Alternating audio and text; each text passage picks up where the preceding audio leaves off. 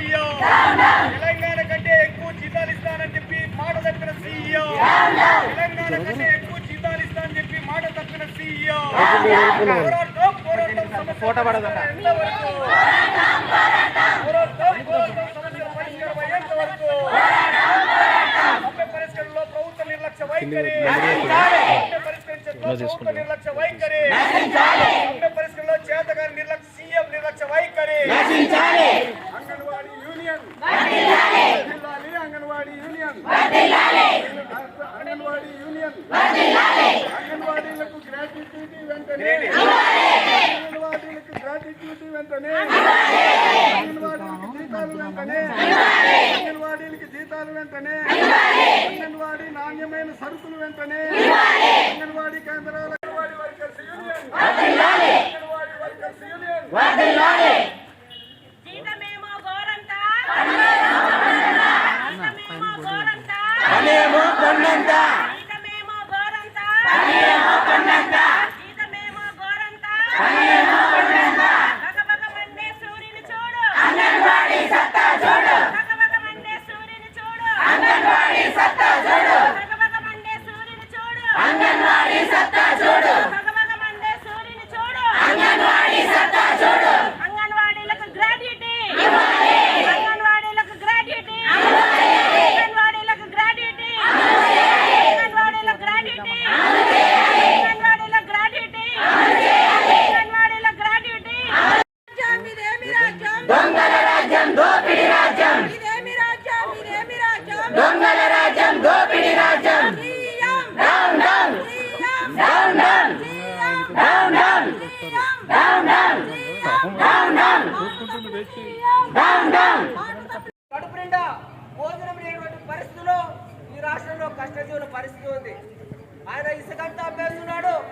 1.5 సంవత్సరం కాలం పాటు ఇక్కడ బిల్డింగ్ వర్కర్స్ కూడా పని లేకుండా చేశారు. మరి బిల్డింగ్ వర్కర్స్ అంటే ఎన్ని రంగాల వాళ్ళు వస్తారు దాంట్లో మరి ఇంకా మరి వాళ్ళని కూడా మరి కనీస వేతనాలు కనీస వేతనాలు ఐసిడిఎస్ లో కనీస వేతనాలు సార్ ఇది పంపించండి.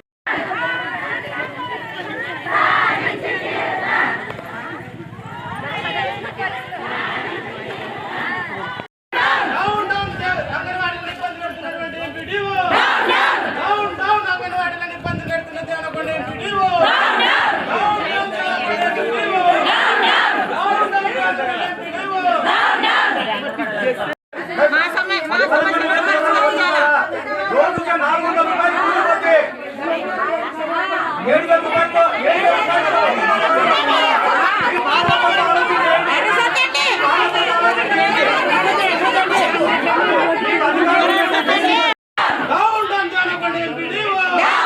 అంగన్వాడీలను ఇబ్బంది పెడుతున్న ఎంపీడీఓ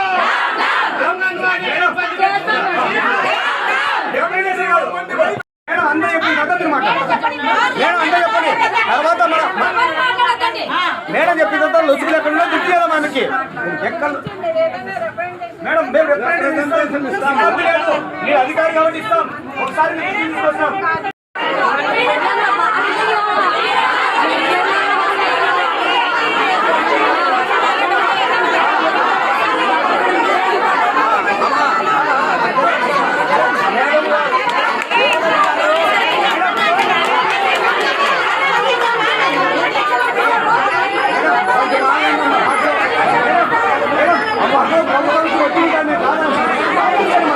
ఎందుకంటే చిన్న పని చేస్తా ఉన్నాం.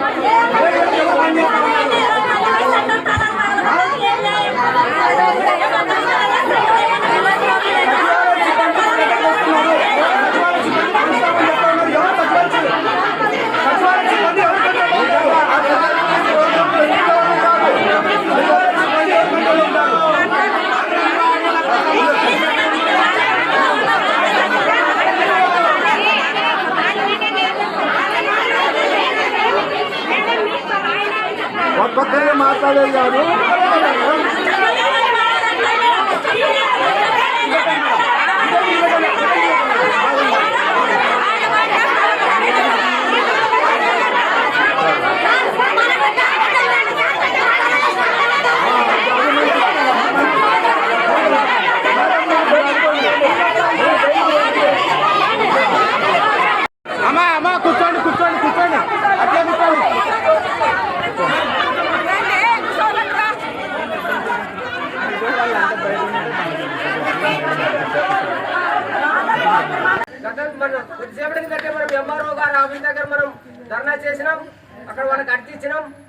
వినతి వాళ్ళు తీసుకున్నారు.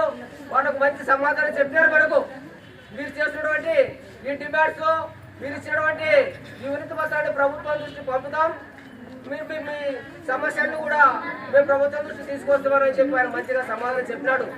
ఈరోజు జరుగుతున్నటువంటి ఎంపీడీఓ కార్యాలయం ముందు ఇంత రచ్చ ఎందుకు అయింది అనేది గురించి మీ అందరికీ తెలియజేస్తున్నాం. మన సమస్యల గురించి మీరు గ్రామీణ సెంటర్లకు పోషకాహారాలను కూడా పంపిస్తున్నారు. చేయొద్దంటే మేము విధుల్లో లేవని చెప్పి మన వాళ్ళు విన్నవించడం జరిగింది. మన ఎంపీడీఓ గారు దానికి సరైన సమాధానం ఇవ్వకపోవడం కారణంగానే ఇంత రచ్చ జరిగింది. ఆమె సమాధానం చాలా తీవ్రంగా ఉంది. అంటే ఆమెనే ఒక హుకుం జారీ చేసి మన ఉద్యమాన్ని అణిచివేస్తానికి ఒక చర్య తీసుకునే పద్ధతిలో మాట్లాడుతూ ఉంది. అట్లా మాట్లాడడం కరెక్ట్ కాదు. ప్రభుత్వం నుండి వచ్చింది, మేము పంపించినాం, మేమేం చేస్తామో పద్ధతిలో చెప్తే బాగుండేది.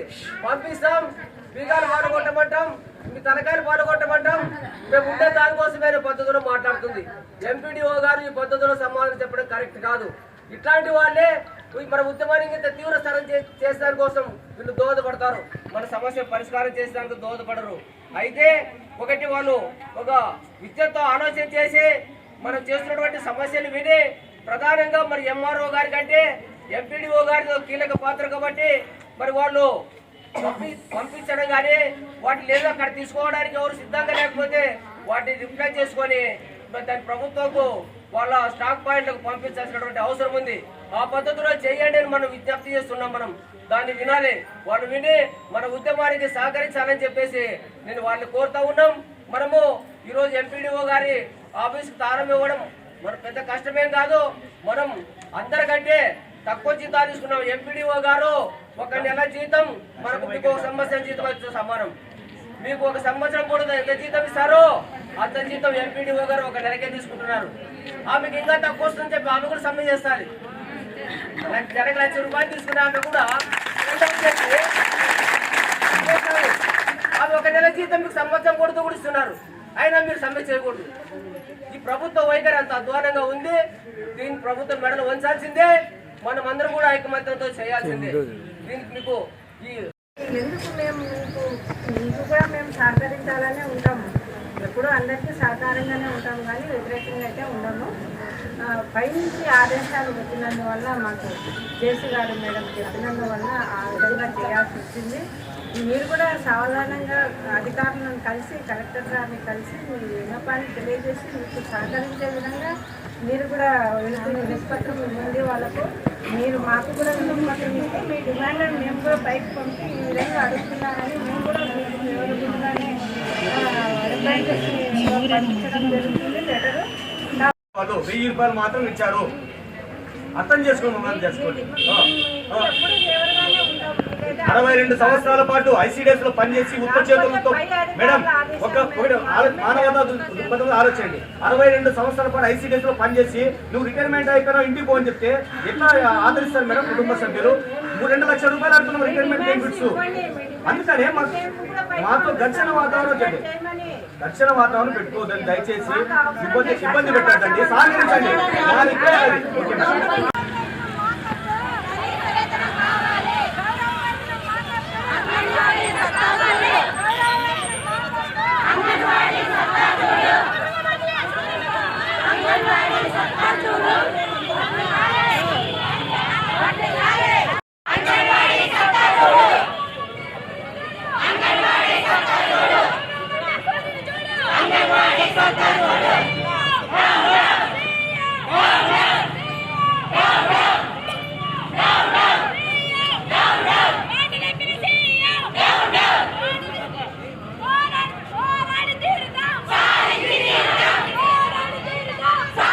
గత 25 రోజులుగా ఆంధ్రప్రదేశ్లో అంగన్వాడీ వర్కర్స్ అండ్ హెల్పర్స్ తమ డిమాండ్ల సాధన కోసం విధులు బహిష్కరించి సమ్మె చేస్తున్న నేపథ్యాన్ని రాష్ట్ర ప్రజానీకమంతా గమనిస్తూ ఉన్నారు.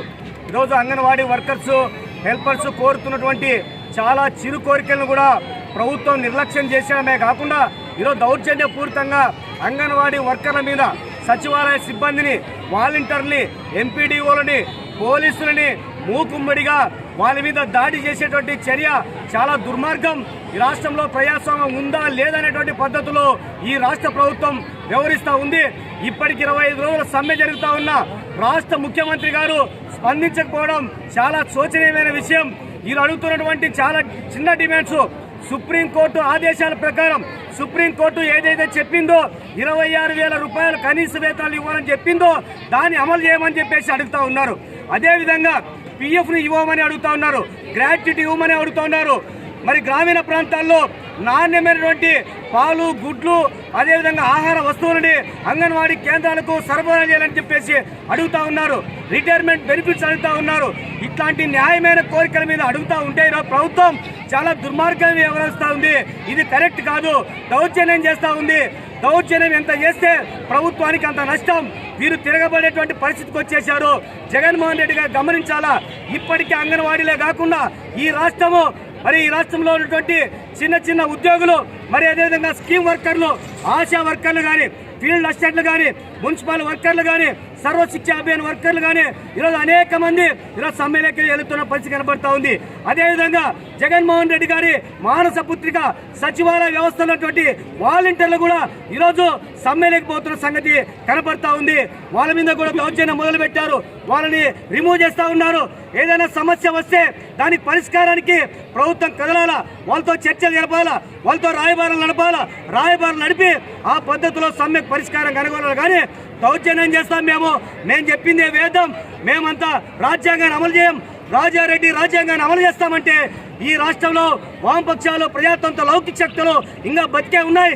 జగన్మోహన్ రెడ్డి ఆటలు కుదరవు. ఖచ్చితంగా నీవు చెప్పినటువంటి మాటలు నిలబెట్టుకోవాల్సిందే. ఈ రాష్ట్రంలో కనీస వేతనాలు 26,000 ఇవ్వాల్సిందే, పిఎఫ్ అమలు చేయాల్సిందే, గ్రాట్యుటీ ఇవ్వాలి, రిటైర్మెంట్ బెనిఫిట్స్ ఇవ్వాలి, అర్హులైన అందరికీ మరి ప్రమోషన్లు ఇవ్వాలి, నాణ్యమైనటువంటి ఆహార వస్తువులు కేంద్రాలకు సరఫరా చేయాలనేటువంటి డిమాండ్ని మేము ముందుకు కొనసాగిస్తామని చెప్పేసి తెలియజేస్తా ఉన్నాను. వారందరికీ భారత కమ్యూనిస్ట్ పార్టీ సిపిఐ జిల్లా సమితి తరఫున హృదయపూర్వక నమస్కారం తెలియజేస్తున్నాను. అదేవిధంగా మీడియా మిత్రులకు కూడా నా నమస్కారాలు. మరి 25 రోజులుగా ఈ అంగన్వాడీ వర్కర్స్, హెల్పర్స్ సమ్మె చేస్తున్నారు. వాళ్ళ న్యాయమైనటువంటి డిమాండ్స్ గురించి ఆలోచించకపోవడం ఈ ప్రభుత్వం చాలా దారుణం. మరి ఇదే ముఖ్యమంత్రి గతంలో ఆయన పాదయాత్ర చేస్తూ మన దగ్గరకు వచ్చినప్పుడు మీ సమస్యల్ని పరిష్కారం చేస్తాను, మీకు చాలా అన్యాయం జరుగుతూ ఉంది ఈ ప్రభుత్వంలో, ఇంత తక్కువ వేతనాలకు మీరు పనిచేస్తున్నారు, చాలా సర్వీస్ చేస్తున్నారు, మీరు చాలా టెన్షన్ గురవుతూ మీరు సేవలు అందిస్తున్నారు, మీ సేవకులు తగిన వేతనాన్ని ఇచ్చేదానికోసం నేను మొట్టమొదటిసారిగా అధికారంలోకి వచ్చిన వెంటనే మీ సమస్యను పరిష్కారం చేస్తానని చెప్పేసి హామీలు ఇవ్వడం జరిగింది. హామీలు ఇవ్వడం, మరి మడమ తిప్పడం, మాట తప్పడం ఈ జగన్మోహన్ రెడ్డి ప్రభుత్వానికి అలవాటు అయిపోయింది. ప్రధానంగా మనం ప్రజాస్వామ్య వ్యవస్థలో లేవు, ఒక నియంత్రణ పాలనలో ఉన్నాం. అయితే ఈ నియంతృత్వాన్ని, నియంత్రణ పాలనని వ్యతిరేకించి మరి ఇలాంటి ప్రభుత్వాన్ని కూల్చివేసి మరి ఒక ప్రజా ప్రభుత్వాన్ని నిజంగా ఒక ప్రజాస్వామ్య పద్ధతిలో ప్రజల్ని పరిష్కరించి పాలించే ఒక ముఖ్యమంత్రిని తీసుకొచ్చుకోవాల్సినటువంటి అవసరం ఉంది. ఇలాంటి ముఖ్యమంత్రి ఈ పరిపాలనలో ఏ సమస్య కూడా ఒక చర్చల ద్వారా పరిష్కారమైనటువంటి సందర్భాలు లేవు. ఈరోజు పారిశుద్ధ కార్మికులు మరి వాళ్ళు ఎంత కష్టం చేస్తారో, వాళ్ళు చేస్తున్నటువంటి పని ఏమి, మరి వాళ్ళకు కూడా జీతాలు లేకుండా వాళ్ళు కూడా కడుపు కాల్చుకొని ఈరోజు పని చేసేటువంటి పరిస్థితి ఉంది. ఇది చాలా దుర్మార్గం. మరి అతి తక్కువ వేతనాలకు పనిచేస్తూ ఎక్కువ రిస్క్ తీసుకొని కష్టపడుతున్నటువంటి వాళ్ళు వాళ్ళ న్యాయమైన డిమాండ్స్ కోసం ఈరోజు చేస్తున్నటువంటి ఉద్యమం, వాళ్ళ సమస్యలు పరిష్కరించకపోతే ఇంతటితో ఈ ఉద్యమాన్ని ఆగేది లేదని చెప్పేసి మరి వాళ్ళు జరిపే ఈ పోరాటానికి మరి వాళ్ళ సమస్య పరిష్కారం అయ్యే వరకు వామపక్ష పార్టీలుగా మేము మద్దతును తెలియజేస్తాం. ఈ సమస్య పరిష్కారం కోసం వాళ్లకు అడ్డగా ఉంటామని చెప్పి తెలియజేస్తూ సెలవు తీసుకుంటాం.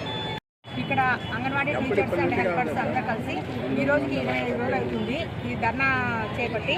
కానీ ప్రభుత్వానికైతే కొంచెం కానీ చలనం లేకుండా ఉంది. మేమైతే ఈ అంగన్వాడీ సమస్యల మీద, డిమాండ్స్ మీద మేము ఎన్ని రకాలుగా ధర్నా చేస్తున్నా కానీ ప్రభుత్వానికి కొంచెంగా స్పందన లేదు. ఏమనుకుంటారంటే ఒక గవర్నమెంట్ టీచర్ల గుర్తించాలని మేము అడుగుతున్నాం, కానీ గౌరవ వేతనం ఇస్తున్నారు. ప్రభుత్వ పథకాలు పథకాలన్నీ ఏమీ కానీ అమలు చేయడం లేదు. మాకు ప్రభుత్వ పథకాలు అమలు చేయండి, ప్రభుత్వ ఉద్యోగులుగా గుర్తించండి, మాకు కనీస వేతనం 26,000 రూపాయలు ఇస్తామని 26,000 ఇవ్వాలి. ఇచ్చేంత వరకు మేము ఇలాగనే ఈ సమ్మె పోరాటం చేస్తూనే ఉంటాము. ప్రభుత్వంలోకి వెళ్తే మేము ఏమే కానీ మాకు గవర్నమెంట్ నుంచి వచ్చే పథకాలన్నీ బంద్ చేస్తున్నారు. కొంతమందికి ఇక్కడ దీంట్లో వితంతులు ఉన్నారు, తర్వాత వీళ్ళు అనాథలు ఉన్నారు, చాలామంది ఉన్నారు.